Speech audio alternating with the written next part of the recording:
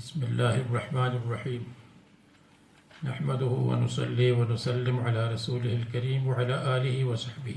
پڑھو. بسم الله الرحمن الرحيم. باب لبس الوضوء إذا حانت الصلاة. وقالت عائشة رضي الله عنها حضرت الصبح فلبس الماء فلم يوجد فنزل التيمم.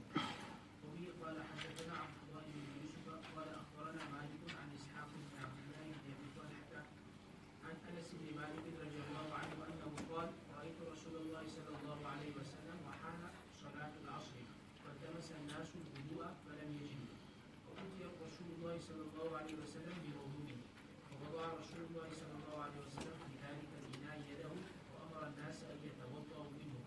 قال فرأيت الماء ينبع من تحت أصابعه حتى توضأوا من عند آخره.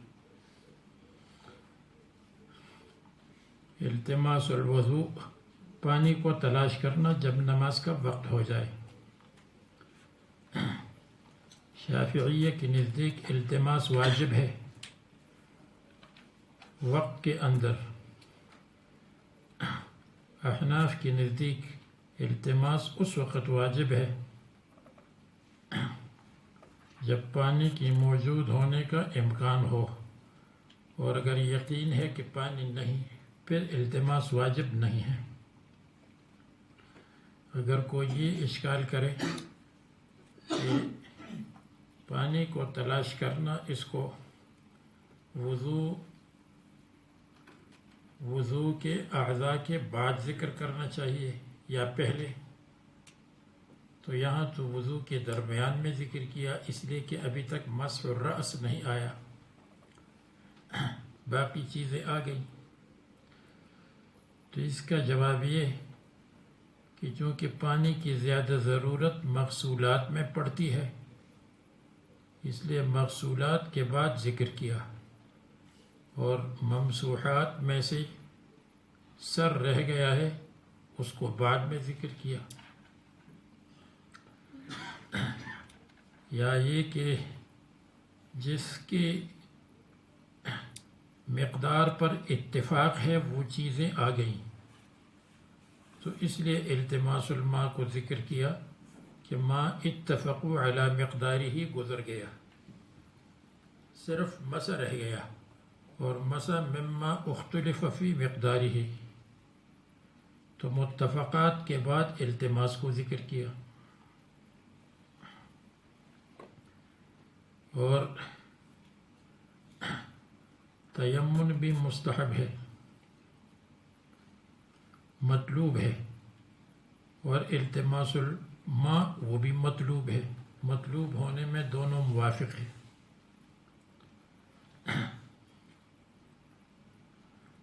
حضرت عائشہ فرماتے ہیں کہ صبح کا وقت حضرت الصبح یعنی صلاۃ الصبح، فالتمس الماء فلم یوجد، پانی کی تلاش ہوئی مگر نہیں ملا، فنزل التیمم. پھر حدیث جو مذکور ہے اس میں یہ ہے کہ رسول اللہ صلی اللہ علیہ وسلم کو میں نے دیکھا صلاۃ عصر کا ٹائم ہو چکا تھا، لوگوں نے پانی کو تلاش کیا تو پانی نہیں ملا. پھر رسول اللہ صلی اللہ علیہ وسلم کے پاس تھوڑا سا پانی لایا گیا، اس میں رسول اللہ صلی اللہ علیہ وسلم نے مبارک ہاتھ رکھا اور لوگوں سے فرمایا کہ تم کر لو، وضو کر لو. اور یہ لوگ یا 70 تھے 70، یا 90 تھے 90، یا 300 تھے 300، یا 700 تھے. مختلف واقعات میں پانی کی کثرت کے واقعات ہوئے ہیں کہ پانی کی کثرت ہوئی، اور یہ بھی معلوم ہوا کہ پانی کی تلاش کے 2 قسمیں ہیں، معتاد طریقے پر اور غیر معتاد. عادت کے مطابق یہ ہے کہ پانی کو تلاش کرے، عادت کے خلاف یہ ہے کہ کرامت اور معجزے کے طور پر پانی مل جائے، جیسے رسول اللہ صلی اللہ علیہ وسلم نے ہاتھ رکھا اور پانی زیادہ ہو گیا. بعض کہتے ہیں یہ غزوہ حدیبیہ میں تھا. اگر غزوہ حدیبیہ میں ہو تو پھر تو اس وقت تعداد زیادہ تھی، تقریباً 1500، 1500. علماء فرماتے ہیں کہ رسول اللہ صلی اللہ علیہ وسلم کے ہاتھ سے پانی کا نکلنا حضرت موسیٰ علیہ السلام کے معجزے سے اعلیٰ ہے، اس لیے کہ پتھر سے پانی نکلنا اتنی تعجب کی بات نہیں. تعجب کی بات زیادہ یہ ہے کہ گوشت اور ہاتھ سے پانی نکلے، وہ بھی معجزہ، یہ بھی معجزہ، لیکن یہ معجزہ اس کے مقابلے میں اعلیٰ ہے. اور سب سے بہترین پانی وہ ہے جو رسول اللہ صلی اللہ علیہ وسلم کے ہاتھ سے نکلا، اس کے بعد زمزم، اس کے بعد کوثر. اس سے یہ بھی معلوم ہوا کہ زمزم سے وضو کرنا جائز ہے، جیسے رسول اللہ صلی اللہ علیہ وسلم کے ہاتھ کے پانی سے لوگوں نے وضو کیا. ہاں، زمزم سے استنجا نہ کرے کیونکہ یہ بے ادبی ہے. میں نے پانی دیکھا ینبعو کہ پھوٹ رہا تھا، نکل رہا تھا انگلیوں کی نیچے سے، یہاں تک کہ وضو کیا. من عند آخرہم، یعنی من عند اولہم الی آخرہم. من کے بعد مقدر ہے، من عند اولہم الی آخرہم، اور یہ کنایہ ہے سب سے، سب نے وضو کیا. اس کے بعد جو باب ہے اس میں چند چیزوں کو بیان کرتے ہیں. نمبر 1، شعر الانسان، انسان کے بال پاک ہے. حیوانات کے بال بھی پاک ہیں جب ان کو کاٹا جائے. امام شافعی رحمہ اللہ کے نزدیک جو بال آدمی کے جسد سے الگ ہو جائے اور اکھاڑا جائے وہ نجس ہے، اس لیے کہ اس کی جڑ کے ساتھ نجاست ملی ہے. اور احناف کہتے ہیں وہ نجاست اتنی نہیں ہے، دمسائل کی طرح نہیں. نمبر 2، مسئلہ سور القلب. سور القلب نجس ہے احناف اور شافعیہ کے نزدیک، اور سور القلب نجس نہیں ہے امام مالک اور امام بخاری کے نزدیک. جب نجس نہیں ہے تو پھر اس میں یہ حکم کیوں آیا ہے کہ 7 مرتبہ اس کو دھو لو یا 3 مرتبہ اس کو دھو لو؟ تو امام مالک فرماتے ہیں کہ یہ حکم تعبدی ہے، یعنی خلاف القیاس ہے. قانون کا تقاضا یہ ہے کہ نجس نہ ہو، لیکن حکم ہوا ہے خلاف القیاس. جیسے قہقہ سے وضو کا ٹوٹنا خلاف القیاس ہے، ورنہ قہقہ تو منہ سے نکلا ہے، دوسرے راستے سے نہیں نکلا. صلاۃ میں، باہر نہیں، صلاۃ میں. تو دوسرا مسئلہ یہ کہ ہم کہتے ہیں کہ سور القلب نجس، اور سور القلب نجس ہے اس لیے کہ مسلم میں حدیث ہے فَلْيُحْرِقْهُ ثُمَّ لْيَغْسِلْهُ، اس کو گرا دو پھر اس کو دھو لو. یہ امر ہے، امر وجوب کے لیے ہے کہ واجب الغسل ہے. 7 مرات 7. اور مسلم میں دوسری روایت اس سے بھی صاف ہے، وہ یہ طہور اناء احدکم اذا ولغ فیہ القلب ان یغسلہ 7 مرات. 7 مرتبہ دھونا پاک کرنا ہے، یعنی نجس ہے اس لیے تو پاک کرنا آ گیا. ابن عباس رضی اللہ عنہ سے روایت ہے کہ نجس ہے، انہ رجس. اور جو تسبیح کا حکم آیا ہے 7 مرتبہ اس کو دھو لو، تو یہ اس لیے تاکہ اچھی طرح صفائی ہو جائے. ممکن ہے کہ کتا پاگل اور دیوانہ ہو تو اچھی طرح اس کو صاف کر لو. ویسے بھی کتے کے ساتھ شیطان کا تعلق ہے. جیسے عبد الوہاب شعرانی کہتے ہیں کہ ہمارا ایک ساتھی تھا، اس نے سور الکلب کیا تھا، اس کی وجہ سے اس کے اوپر ایسا انقباض طاری ہوا تھا کہ نماز روزہ اس کے لیے مشکل ہو گیا تھا، مقبوض القلب بن گیا تھا. اس کا دل کسی عبادت کو نہیں چاہتا تھا، قریب تک کہ اپنے آپ کو ہلاک کرے. یہاں تک کہ کافی دنوں کے بعد وہ کیفیت زائل ہو گئی وظائف وغیرہ سے. اور امام احمد کی نزدیک، امام شافعی کی نزدیک 7 مرتبہ دھونا ضروری ہے، احناف کی نزدیک 3 مرتبہ دھونا ضروری ہے، امام احمد کی نزدیک 8 مرتبہ، ثامنھا بالتراب، 8ویں مرتبہ تراب ہے. تو یہ جو 8ویں مرتبہ یا 7 مرتبہ ہے، یہ بطور استحباب ہے کہ مستحب ہے، یا زیادہ تنظیف اور زیادہ صفائی کے لیے ہے. ورنہ اس سے زیادہ نجاست پیشاب میں ہے، دم الحیض میں ہے، اور اس میں 3 مرتبہ کافی ہے، اس میں بھی 3 مرتبہ کافی ہے. اور علی کرابیسی کی روایت میں تثلیث کا ذکر ہے. حضرت ابو ہریرہ رضی اللہ عنہ سے یہ بھی ہے، وہ بھی ان سے روایت ہے، فَلْيَغْسِلْهُ ثَلَاثًا، اور وہ صحیح روایت ہے. اور علی کرابیسی کو جو امام احمد نے یا بعض حضرات نے ضعیف کہا، یہ بات صحیح نہیں ہے. ہاں، امام احمد نے ان کو اس لیے ان پر کلام کیا ہے کہ وہ لفظی بالقرآن مخلوق کہتے تھے. لفظی بالقرآن مخلوق تو کوئی جرم کی بات نہیں ہے. اس زمانے میں خواہ مخواہ یہ مسئلہ لوگوں نے نکالا تھا، قرآن کریم کے الفاظ مخلوق ہے یا مخلوق نہیں ہے. سارے مسائل چھوڑ دیے تھے، اس کے پیچھے لگ گئے تھے. تو علی کرابیسی نے جو یہ کہا، یہ کوئی جرم کی بات نہیں.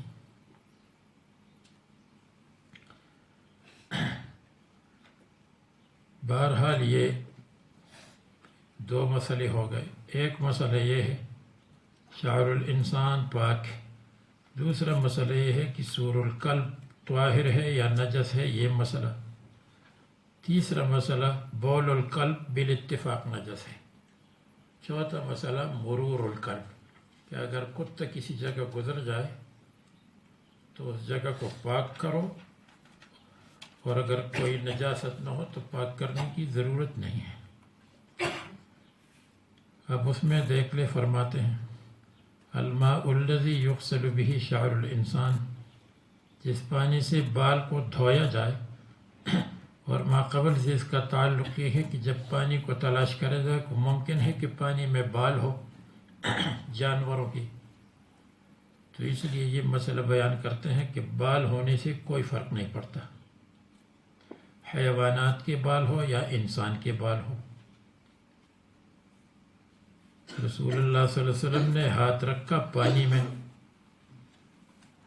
اگرچہ رسول اللہ صلی اللہ علیہ وسلم کا ہاتھ مبارک ہے، لیکن اس سے یہ ثابت ہوتا ہے کہ بال نجس نہیں ہے.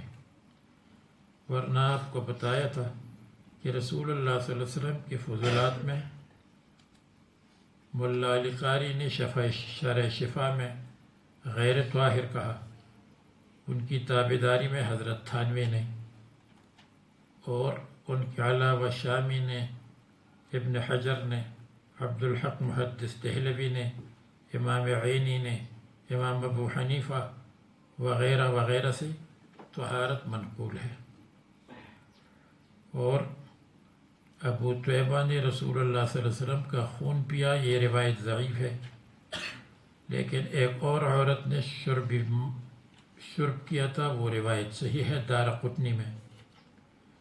عبداللہ ابن زبیر نے دم پیا تھا اور آپ کو بتایا کہ انہوں نے فرمایا تھا کہ عسل کا ذائقہ تھا اور مشک کی خوشبو تھی۔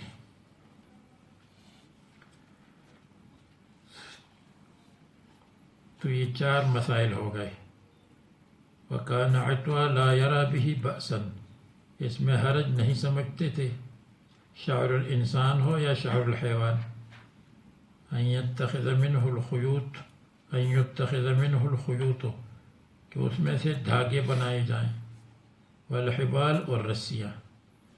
اور ہم کہتے احناف اور شافعیہ یہ نہیں ہونا چاہیے، اس لیے کہ اس میں انسان کے بالوں کو استعمال کرنا ہے، انسان کے بالوں کو استعمال کرنا توہین، یہ نہیں ہونا چاہیے، کوئی ضرورت بھی نہیں۔ خون کے دینے میں تو ضرورت ہے، یا آنکھ کی پتلی دیتے ہیں اس میں تو بعض حضرات کے نزدیک ضرورت ہے، اس میں کوئی ضرورت نہیں، رسی بنانے میں کیا ضرورت۔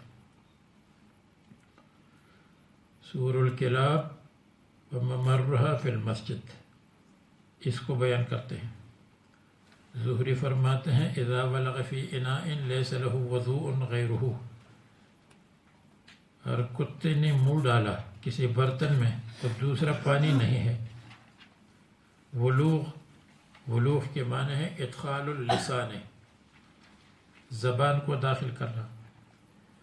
لعق کے معنی ہے چاٹنا، غیر مائع چیز ہے، جیسے حلوہ کو چاٹ لے، اس کو لعق کہتے ہیں۔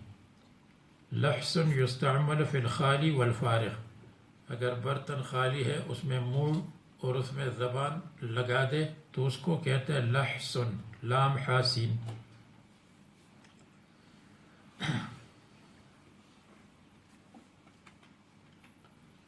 زہری فرماتے ہیں کہ اگر اس کے پاس اور کوئی پانی نہیں تو اس کے ساتھ وضو کر لے، یہ ان کی نزدیک حالت اضطرار میں داخل ہے۔ جیسے ناپاک کپڑا ہے اور کوئی اور کپڑا نہیں تو فقہا کہتے ہیں اس میں نماز پڑھ لے۔ سفیان فرماتے ہیں ھذا الفقہ بعینہ، یہ آنے والی بات فقاہت کی بات ہے، عمیق اور دقیق بات ہے۔ کیا کہ وضو کر لو، اللہ تعالیٰ فرماتے ہیں فَلَمْ تَجِدُوا مَاءً فَتَيَمَّمُوا، پانی نہ ہو تو تیمم کرو، یہاں تو پانی ہے تو اس کو استعمال کرو، اس کے ساتھ تیمم کرو۔ وَهَذَا مَاءٌ وَفِي النَّفْسِ مِنْهُ شَيْءٌ، پانی ہے اور دل میں اس میں سے شک ہے۔ يَتَوَضَّأُ بِهِ وَيَتَيَمَّمُ، وضو کے ساتھ تیمم کر لے۔ ہماری نزدیک تو وہ ناپاک ہے، جب نجس ہے تو اس سے وضو نہ کرے بلکہ تیمم کر لے۔ اس کے بعد فرماتے ہیں حدثنا مالک بن اسماعیل قال حدثنا اسرائیل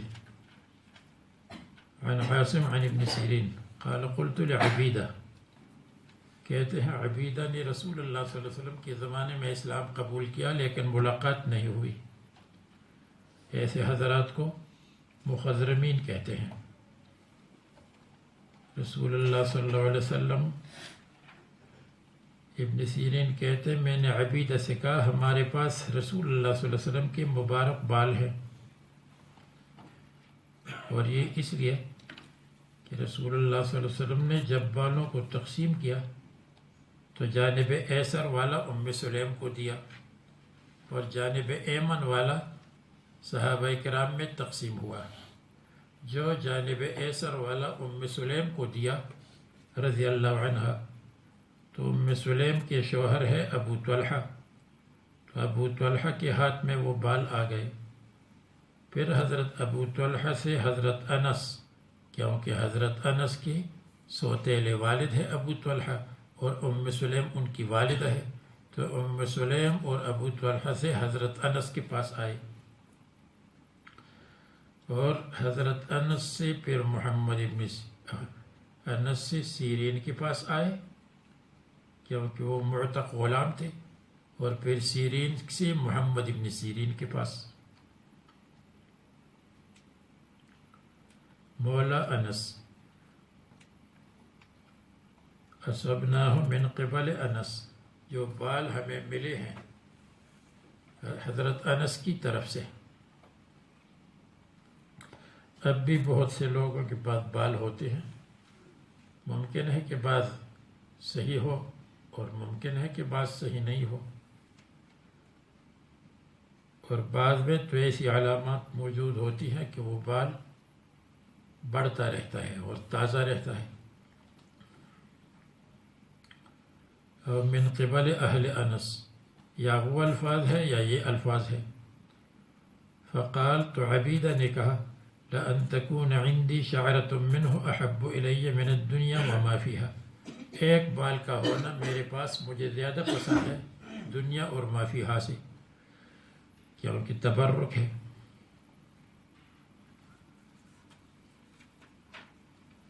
روایات میں آتا ہے، مصنف اس سے یہ ثابت کرنا چاہتے ہیں کہ رسول اللہ صلی اللہ علیہ وسلم کے بال پاک ہیں، تو انسان کے بال بھی پاک ہیں۔ جب یہ بال پانی میں پڑ جائے انسان کی یا حیوان کی تو پانی نجس نہیں ہے، پاک ہے۔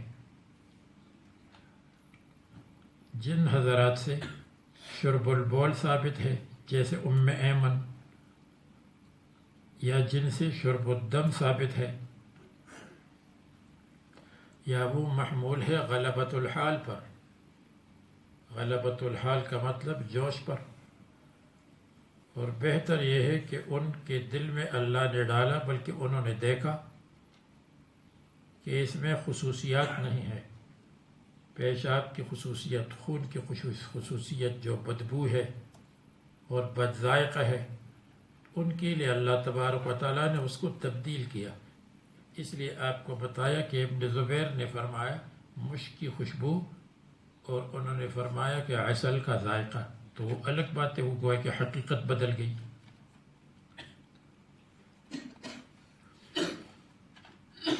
حدثنا محمد بن عبد الرحیم قال حدثنا سعید بن سلیمان قال حدثنا عباد عن ابن عون عن ابن سیرین عن انس ان رسول اللہ صلی اللہ علیہ وسلم لما حلق رأسه كان ابو طلحہ اول من اخذ من شعره، سب سے پہلے بال انہوں نے لے لیے تھے۔ بتایا آپ کو جانب ایسر والے، جانب ایمن والے تقسیم کیے گئے تھے۔ اس کے بعد جو باب اذا شرب الکلب فی الاناء، اس میں اس مسئلے کی طرف اشارہ ہے جو آپ کو بتایا۔ یہ باب فی الباب ہے۔ باب فی الباب کا مطلب یہ ہے کہ اگر کتا برتن میں منہ ڈالے تو 7 مرتبہ دھونا چاہیے۔ مصنف نے اس حدیث کو پہلے ذکر کیا تاکہ اس طرف اشارہ کرے کہ یہ غسل خلاف القیاس ہے،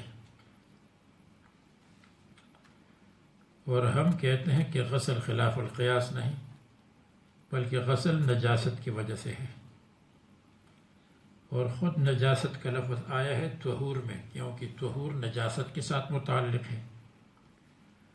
تو امام مالک امام بخاری کے نزدیک پاک ہے، امام شافعی امام مالک کے نزدیک سور القلب بالکل ناپاک ہے، بلکہ قلب کو تو شافعیہ نجس العین کہتے ہیں۔ پھر اس کے بعد اس میں اختلاف 3 مرتبہ، 7 مرتبہ، 8 مرتبہ۔ 3 مرتبہ احناف، 7 مرتبہ شافعیہ واجب وجوباً اور احناف استحباباً، 8 مرتبہ حنابلہ۔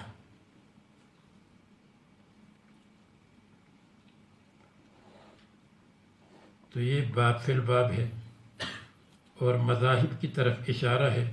ائمہ ثلاثہ سور القلب کو نجس کہتے ہیں خلاف لمالک۔ باب اذا شرب الکلب فی الاناء، تو اس میں پہلی حدیث یہ حدثنا عبداللہ بن یوسف قال اخبرنا مالک عن ابی الزناد عن الاعرج عن ابی هريرة ان رسول اللہ صلی اللہ علیہ وسلم قال اذا شرب الکلب فی اناء احدکم فلیغسله 7 7، اما هذا منسوخ، اور ناسخ تثلیث ہے، اور منسوخ ہونا اس لیے ہے کہ شروع میں کتے میں تشدید تھی اور کتے میں سختی تھی، پھر آخر میں کتے کے بارے میں نرمی، سختی کے بعد نرمی اس لیے آئی کہ کتا بعض مرتبہ ضرورت کی چیز ہے، چوکیداری کے لیے، بھیڑ بکریوں کی حفاظت کے لیے، شکار کے لیے اس کی ضرورت پڑتی ہے۔ اس ضرورت کی وجہ سے پھر نرمی آئی۔ جس وقت سختی تھی تو اس وقت تسبیح کا حکم تھا، جس وقت نرمی ہوئی اس وقت تسلیس کا حکم۔ لوگ کتوں سے محبت کرتے تھے، مشرکین کتوں سے محبت کرتے تھے۔ رسول اللہ صلی اللہ علیہ وسلم نے ان کو گویا کہ سمجھایا کہ کتا محبت کی چیز نہیں، کتا ضرورت کی چیز ہے۔ دیکھیے کتے کے اندر بہت اچھی عادتیں بھی ہیں، ان اچھی عادتوں کی وجہ سے کتے کو ضرورت کے لیے رکھ سکتے ہیں۔ کتے میں زاہدانہ عادت ہے، اس کا کوئی گھر نہیں ہوتا، کبھی ایک جگہ پڑا رہتا ہے کبھی دوسری جگہ پڑا رہتا ہے، بلی کی طرح۔ اور کتے میں ساکتانہ عادت ہے، آپ کھانا کھائیں گے تو وہ خاموش ایک جگہ پہ بیٹھا رہے گا اور دم ہلاتا رہے گا۔ کتے میں مجاہدانہ عادت ہے، رات کو جاگتا رہتا ہے اور دشمن پر حملہ کرتا رہتا ہے۔ مجاہدانہ عادت ہے۔ عابدانہ عادت ہے، دن کو سو جاتا ہے، رات کو عبادت کا مطلب رات کو جاگتا رہتا ہے۔ مطعمانہ، شکار کرے گا، خود نہیں کھائے گا، مالک کو کھلائے گا۔ خادمانہ، خدمت کرتا رہے گا۔ صابرانہ، صبر کرتا رہے گا، بعد میں اس کو کھانا دے دو تو خوش ہے۔ شاکرانہ، شکریہ ادا کرے گا، آپ نے اس کو کھانا کھلایا تو آپ کی خدمت کرے گا، وہ دفاع کرے گا۔ متواضعانہ، عاجزی، اس کو نکالو تھوڑی دیر کے بعد عاجزی کرتے ہوئے آئے گا۔ اس میں متعلمانہ عادت ہے، سیکھ لیتا ہے۔ اور اس میں محبانہ، محبت کرتا رہتا ہے اپنے مالک سے۔ ان وجوہات کی وجہ سے اس کو رکھ سکتے ہیں ضرورت کے لیے، لیکن چونکہ اس میں بری عادتیں ہیں تو بغیر ضرورت کے مت رکھو۔ حارسانہ، اتنا حریص ہے کہ اگر اس کے سامنے پورا گدھا مردہ پڑا ہوا ہے تو دوسرے کتے کو نہیں چھوڑے گا۔ اور اس میں اپنی قوم سے معاندانہ عادت ہے، دوسرا کتا آئے گا دوسرے محلے سے تو مہمان کی یہ خدمت کرے گا کہ جب تک اس کو باہر نہ نکالے ساری کتے مل کر، اس کے بعد دوسرا کام نہیں کریں گے، سب سے پہلے اس کو نکالیں گے۔ اپنی قوم سے معاندانہ۔ اور اسی طرح کتے کے اندر متنجسانہ عادت ہے۔ متنجسانہ یہ ہے، پیشاب کرتا ہے پھر اپنے پیشاب کو چاٹتا ہے، پیشاب کے محل کو چاٹتا ہے۔ تو اس وجہ سے محبت کی چیز نہیں، ضرورت کی چیز ہے۔ تو شروع میں اس میں سختی تھی، بعد میں نرمی آئی۔ شراب میں شروع میں نرمی تھی، بعد میں سختی آئی، اس لیے کہ شراب کسی کام کی چیز نہیں ہے، نہ دوائی کی چیز ہے اور نہ ضرورت کی چیز ہے۔ تو اس میں سخت نرمی کے بعد سختی آئی، اور کتوں میں سختی کے بعد نرمی آئی، تو اس لیے یہ محمول ہے منسوخ پر، یا محمول ہے تسبیح استحباب پر کہ 7 مرتبہ مستحب ہے۔ اور آپ کو بتایا کہ تثلیث کی حدیث موجود ہے۔ حدثنا اسحاق قال اخبرنا عبد الصمد قال حدثنا عبد الرحمن بن عبد الله بن دينار قال سمعت ابي عن ابي صالح عن ابي هريره عن النبي صلى الله عليه وسلم ان رجلا راى كلبا ياكل الثرى من العطش ایک آدمی نے کتے کو دیکھا یأکل الثری کہ وہ گیلی مٹی کھا رہا تھا پیاس کی وجہ سے. سرا کا مطلب تر اور گیلی مٹی.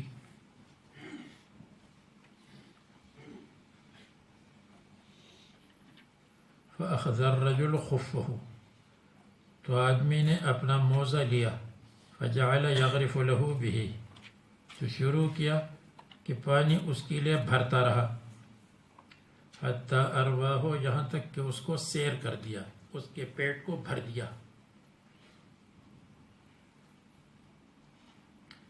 فشکر اللہ له اللہ تعالیٰ نے اس کا شکریہ ادا کیا. فشکر اللہ له اللہ تعالیٰ نے اس کے عمل کو قبول کیا. فشکر اللہ له اللہ تعالیٰ نے اس کو جزائے خیر دی. سب ٹھیک ہے. فادخلہ الجنہ تو یہ مالکیہ اور مصنف کی پہلی دلیل.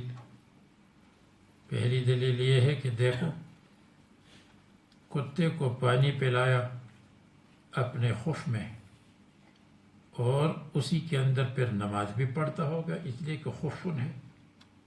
اس سے معلوم ہوا کہ پاک ہے ناپاک نہیں ہے. اس میں پہلی بات یہ ہے کہ یہ شرائع من قبلنا ہے اور ما قبل کی شریعت ہمارے لیے دلیل ہے جب ہمارے مسلک کے مذہب کے خلاف نہ ہو.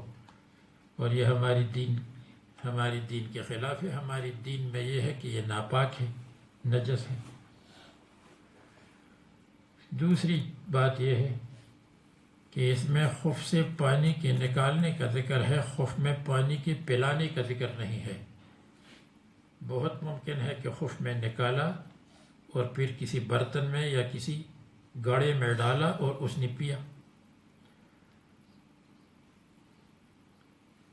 اور تیسری بات یہ ہے کہ اگر اس میں خف میں پلانا ہو تو اس میں صلاۃ کا ذکر نہیں کہ اس کے بعد اس میں نماز پڑھی, یہ تو حدیث میں نہیں. اس لیے یہ استدلال جو حضرات نے کیا ہے سمجھ میں نہیں آتا. چلو ایک دلیل ہو گئی. اب دوسری دلیل جو حضرات پاک کہتے ہیں. فقال احمد بن شبیب حدثنا ابی عن یونس عن ابن شہاب قال حدثني حمزة بن عبد الله عن أبيه قال كانت الكلاب تقبل وتدبر في المسجد. مسجد میں کتے تقبل آگے چلتے تھے, وتدبر اور پیچھے آتے تھے. آگے پیچھے چلتے تھے فی زمان رسول اللہ صلی اللہ علیہ وسلم. اور فلم یکونوا یرشون شیئا من ذلک پس صحابہ کرام نہیں ڈالتے تھے پانی من ذالک اس کی وجہ سے. شیئا ماء صحابہ کرام پانی نہیں ڈالتے تھے. اور جب کتا گھومتا پھرتا ہے تو اس کا لعاب بھی ہے اور کتے کا لعاب نجس ہے, اس لیے تو اس کا سور نجس ہے. معلوم ہوا لعاب ڈالتے تھے اور پھر بھی لوگ اس پر پانی نہیں ڈالتے تھے اس لیے کہ پاک ہے. یہ مصنف کو کائنات میں دوسری دلیل مل گئی.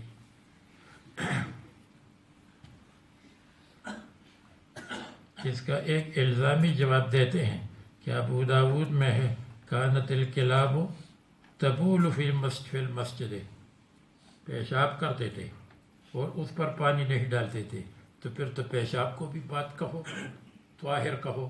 ولم یقل بھی احد, تبول کا لفظ ابو داود میں ہے. دوسرا جواب یہ ہے کہ جب کتے چلتے پھرتے تھے تو لعاب کا ڈالنا اور پیشاب کا کرنا مشکوک ہے, اور الیقین لا یزول بالشک, یقینی طہارت شک سے زائل نہیں ہے. تیسری دلیل یہ ہے کہ حضرت عائشہ اور دوسرے بعض تابعین سے مروی ہے زکوٰۃ الارض یبسها, جب زمین خشک ہو گئی تو زمین پاک ہو گئی فی حق الصلاۃ لا فی حق التیمم، یعنی تیمم کے لیے اس کا دھونا ہے، لیکن فی حق الصلاۃ پاک ہو گئی۔ اب ظاہر بات ہے کہ سعودی عرب کی دھوپ تو اتنی تیز اور سخت ہوتی ہے کہ اس میں تو ہر چیز سوکھ جاتی ہے، جب سوکھ گئے تو پھر بات ختم ہو گئی۔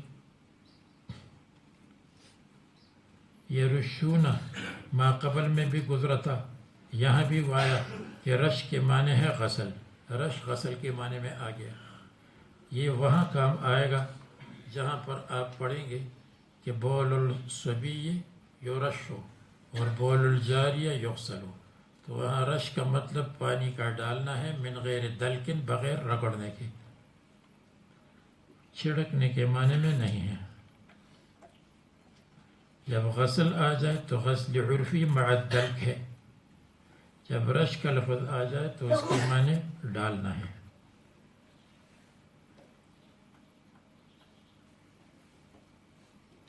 یہ حدیث بھی ہو گئی، یہ دوسری دلیل ہے۔ تو لم یکونوا یرشون، یا لعدم المشاہدہ، دیکھا نہیں، جب دیکھا نہیں تو خواہ مخواہ پانی ڈالیں گے، یا یبس کی وجہ سے کہ سوکھ گئے، یا کسی نے خبر صادق نہیں دی کہ پیشاب کیا ہے اور یا لعاب ڈالا ہے۔ اب تیسری حدیث جس میں یہ مذکور ہے، بظاہر مصنف کے نزدیک کہ پاک ہے۔ حدثنا حفص بن عمر قال حدثنا شعبة عن ابن ابي السفر عن ابن ابي السفر عن الشعبي عن عدي بن حاتم رضی اللہ عنہ، حاتم تائی کا بیٹا عدی ابن حاتم، یہ بھی بہت سخاوت والے تھے، لیکن سخاوت کے ساتھ باپ مشہور تھے، بیٹا مشہور نہیں۔ قال سألت النبی صلی اللہ علیہ وسلم، شکار کے بارے میں، قال اذا ارسلت کلبک المعلم، جب تم اپنے کوالیفائڈ کتے کو بھیج دے۔ کوالیفائڈ کتا کیا ہے؟ اذا زجرتہ ینزجر، جب تم اس کو منع کرتے ہو تو منع ہو جائے گا۔ اذا ارسلتہ ذہب، جب تم اس کو بھیجتے ہو تو چلا جاتا ہے۔ وجرح، اور زخم بھی کرے، زخمی کرنا احناف کے نزدیک ضروری ہے، اور اللہ تبارک و تعالیٰ کا نام لے لے۔ ولا یأکل منہ، اور کتا اس میں سے نہ کھائے، شکار کو پورا لائے۔ جب اس کو بیچ دے تو جاتا ہے، جب اس کو منع کرے تو منع ہو جائے گا۔ جب ذکر جرح کرے، اللہ تعالیٰ کا نام لے لے آدمی، بسم اللہ پڑھے، اور اس کے بعد اس کے ساتھ ساتھ کتا اپنے لیے نہ کرے، مالک کے لیے کرے، لا یأکل منہ، تو اس کو کہتے ہیں کلب معلم۔ تو دیکھیں، جو کتا شریعت میں مبغوض ہے اور شریعت میں اس سے محبت نہیں کرنا چاہیے، جب وہ کتا معلم بن جائے، اس کے پاس علم آ جائے، تو علم کی وجہ سے اللہ تعالیٰ نے اس کو اتنا محترم بنایا کہ اس کا شکار بغیر ذبح کرنے کے جائز ہے، جب بسم اللہ پڑھ لے۔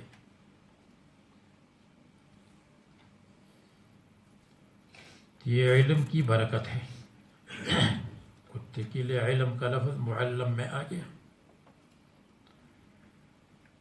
فقتل فکل وإذا أكل فلا تأكل فإنما أمسك على نفسه، اس نے اپنے لیے روکا۔ قلت أرسل كلبي فأجد معه كلبا آخر، میرے کتے کے ساتھ کسی مجوسی وغیرہ کا کتا مل جاتا ہے، یا کسی اور آدمی کا۔ قال فلا تأكل فإنما سميت على كلبك ولم تسلم على كلب آخر، یا على كلب آخر، دوسرے کے کتے پر بسم اللہ آپ نے نہیں پڑھی، پھر مت کھاؤ، معلوم نہیں اس نے قتل کیا یا آپ کے کتے نے قتل کیا۔ اب مصنف اس سے استدلال کرتے ہیں کہ رسول اللہ صلی اللہ علیہ وسلم نے یہ فرمایا اذا ارسلت کلبک المعلم فقتل فکل ولم یقل اغسل، فرمایا کھاؤ، اور یہ نہیں فرمایا کہ اس کو دھو لو۔ غسل کے بغیر جب اس کو کھائیں گے، ظاہر بات ہے کہ پاک ہے اس لیے کھائیں گے، اگر پاک نہیں ہے تو پھر تو واجب الغسل ہونا چاہیے۔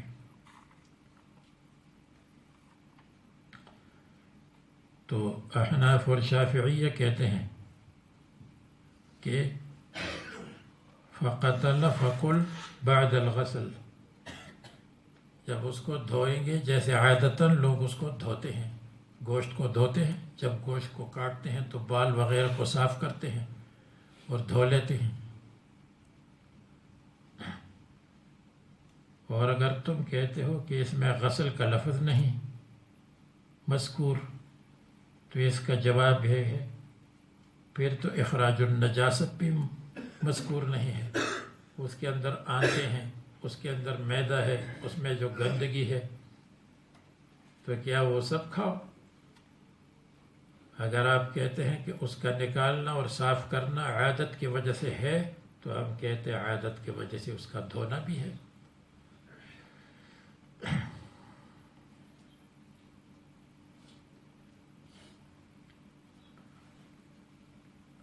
پیٹ کے اندر جو سب چیزیں ہیں وہ اس کا دھونا مذکور نہیں ہے۔